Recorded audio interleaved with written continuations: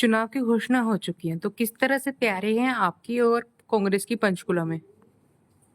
यहाँ तक चुनाव की घोषणाओं की बात है, चुनाव की घोषणा तो 2 साल 2.5 साल से जो कांग्रेस सरकार ने पहले ही तैयारी कर रखी है, क्योंकि पहले ही सरकार अल्पमत में है। तो ये तो सरकार ने तय करना था कि उसने कब जाना है।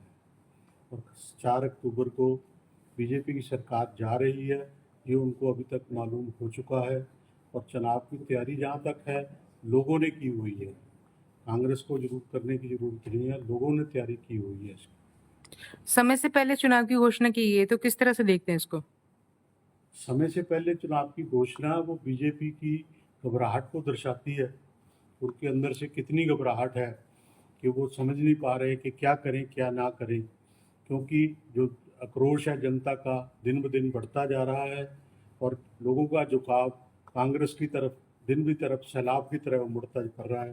तो यही कारण है कि बीजेपी को मजबूर होकर चुनाव जल्दी घोषित करवाना पड़ा।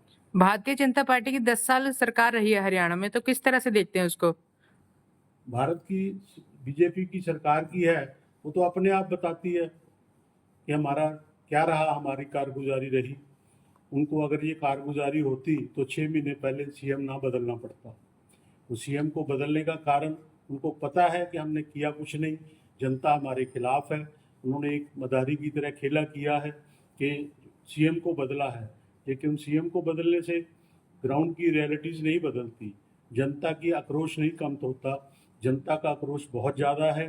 और इस 10 साल की जो उन्होंने किया है, सारे किसान, बिजनेसमैन और सारे जो मजदूर हैं या व्यापारी वर्ग है, सब सड़कों पे है, सब तकलीफ़ में है, सब दुविधा में है। और दुविधा है तो यही है कि कितनी से जल्दी इनको भगाया जाए, कितनी जल्दी से जल्दी शासन को ठीक किया जाए और प्रशासन को ठीक किया जाए, जो अपने आप में एक नीची सतह तक पहुंच चुका है।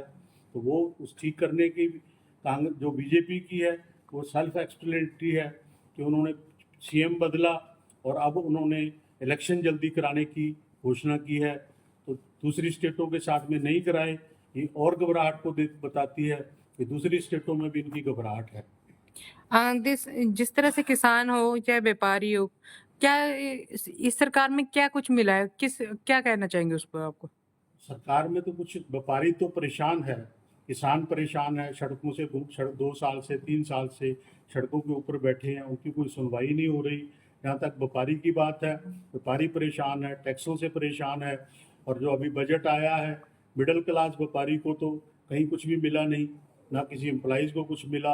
हाँ, ऊपर लेवल के जो इंडस्ट्रियलिस्ट हैं उनके लिए सरकार ने बहुत घोषणाएं की हैं, बहुत उनको रिलीफ दिए हैं, लेकिन आम जनता दुखी है, चाहे वो व्यापारी वर्ग है, चाहे वो एम्प्लॉइज़ हैं, चाहे वो किसान हैं, सभी दुखी हैं। और उसी का कारण है कि बीजेपी में घबराहट है।